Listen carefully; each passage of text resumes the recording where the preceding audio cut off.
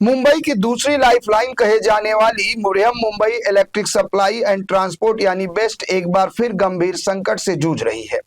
शहर की रोजमर्रा की जिंदगी को सुचारू रूप से चलाने वाली इस सेवा में इस वक्त लगभग 16,000 पद खाली हैं, जिसने न केवल परिवहन व्यवस्था पर दबाव बढ़ा दिया है बल्कि यात्रियों के लिए भी मुश्किलें खड़ी कर दी है।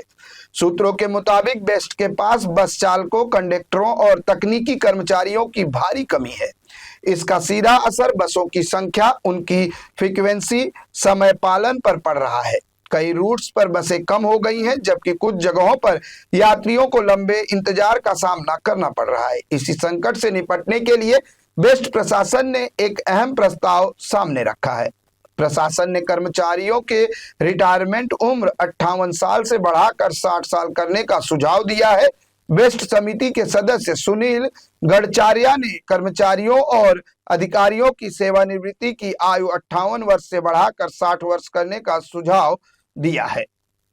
आंकड़ों के मुताबिक बेस्ट में कुल 43,326 स्वीकृति पद है, लेकिन वर्तमान में केवल 27,036 कर्मचारी ही कार्यरत हैं।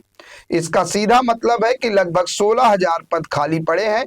आने वाले समय में बड़ी संख्या में मौजूदा स्टाफ भी रिटायर होने वाले हैं, जिससे बसों के संचालन और बिजली आपूर्ति सेवाओं पर बुरा असर पड़ सकता है। बेस्ट समिति के सदस्य सुनील गडचार्य और रमाकांत गुप्ता का तर्क है कि बेस्ट की वर्तमान आर्थिक स्थिति इतनी खराब है कि नई भर्तियां करना और उनका वित्तीय बोझ उठाना फिलहाल संभव नहीं है। ऐसे में अनुभवी कर्मचारियों की सेवा अवधि बढ़ाना ही सबसे व्यवहारिक समाधान नजर आ रहा है।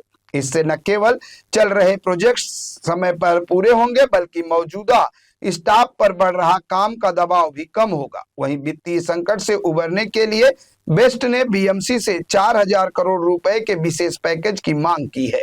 गौरतलब है कि मुंबई जैसे महानगर में जहां लाखों लोग रोजाना बेस्ट बसों पर निर्भर हैं, वहां इस तरह की कमी गंभीर चिंता का विषय है। ऑफिस जाने वाले कर्मचारी, छात्र और दैनिक यात्रियों को इसका सबसे ज्यादा असर झेलना पड़ रहा है। अब सवाल यह है कि क्या रिटायरमेंट उम्र बढ़ाने का प्रस्ताव इस संकट को कम कर पाएगा या फिर बेस्ट को इससे आगे बढ़कर बड़े और ठोस कदम उठाने होंगे।